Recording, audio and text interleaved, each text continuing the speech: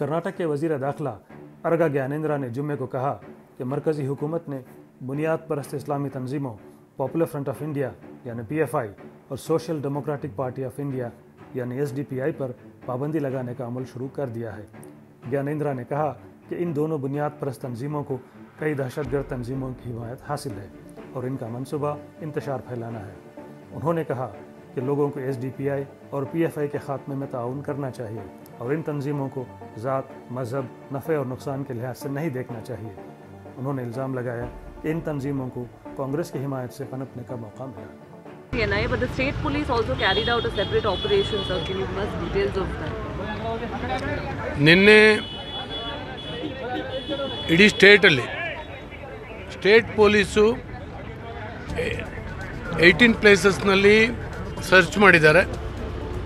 15 ಮೆಂಬರ್ಸನ್ನು ವಶಕ್ಕೆ ಪಡೆದಿದ್ದಾರೆ. ಎನ್ಕ್ವೈರಿ ಆಗ್ತಾಯಿದೆ.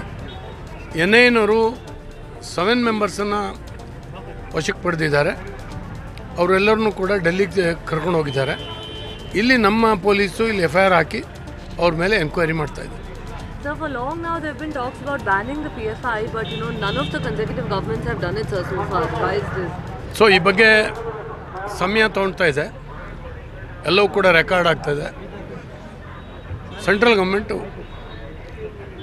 ಡಿಸಿಷನ್ ತೊಗೊಳುತ್ತೆ. So you're saying that the process to ban it has started, sir? Mostly.